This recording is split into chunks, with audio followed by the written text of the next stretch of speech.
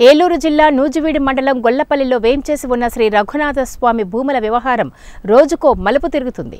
Green army పేరుతో గ్రామ రైతులు వేంపాడు గ్రామ రైతులు ఓ సమావేశాన్ని నిర్వహించారు. రైతులకు దేవాదాయ శాఖకు ఎన్నో సంవత్సరాల నుంచి భూముల విషయంలో గొడవలు జరుగుతున్న నేపథ్యంలో సమస్య పరిష్కారం కోరుతూ వేంపాడు గ్రామ రైతులు సదస్సును ఏర్పాటు చేసుకున్నారు. ఈ సమావేశానికి ముఖ్య అతిథిగా ప్రొఫెసర్ డాక్టర్ దోనేటి శివాజీని ఆహ్వానించారు. ఆయన మాట్లాడుతూ మొదట్లో దేవాదాయ శాఖ 1000 ఎకరాలు మా సొంతమని చెప్పిన శాఖ తర్వాత 1600 ఎకరాలకు పెంచడం జరిగిందని అన్నారు. ఆ తర్వాత 3600 ఎకరాలకు పెంచడం జరిగింది. దేవాదాయ శాఖ వాదనకు ఒక పద్ధతి లేదని, ఇటువైపు నిరక్షరాస్యతులైన రైతులు ఉన్నారు. ఏ రోజుకు ఆ రోజు ప్రకృతి మీద ఆధారపడి జీవించే పరిస్థితుల్లో రైతులు ఉన్నారు. ఇక్కడ రైతులకు అన్యాయం జరుగుతుందని స్పష్టంగా కనపడుతుంది. వేంపాడు గ్రామ భూముల విషయంలో న్యాయస్థానాలకు వెళ్లి పోరాడతాం. న్యాయస్థానాల్లో మా తరపు నుంచి వాదనలు వినిపిస్తాం. అవసరమైతే ప్రజలను చైతన్యపరుస్తామని ప్రొఫెసర్ దోనేటి శివాజీ అన్నారు. ఈ క్రమంలో ఏ పోరాటానికైనా సిద్ధంగా ఉన్నామని అన్నారు. ఎందుకంటే మేము పుట్టిన చోట మా తాతలు ముత్తాతలు ముందు తరాలు సాగు చేసినటువంటి భూములను మేము దక్కించుకుంటామని ఆయన అన్నారు. ఎస్టేట్ అన్నాను అనుకో, ఈ కాంపౌండ్ నా ఎస్టేట్ అంటే ఇది నా సొంతం.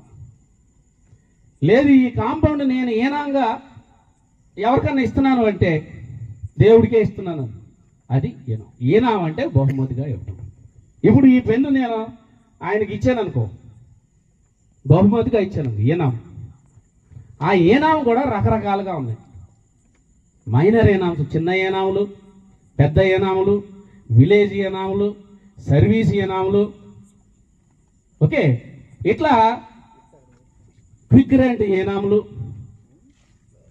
ఓకే, తర్వాత ఫ్రాంచైజ్ ఏనాములు, ఇట్లా రకరకాలుగా ఒక 5-6 రకాలు 10 రకాల ఏనాములు. ఇది ఏనాం అంటే 2 పదాలు, మీకు ఎక్కువగా చెప్పను.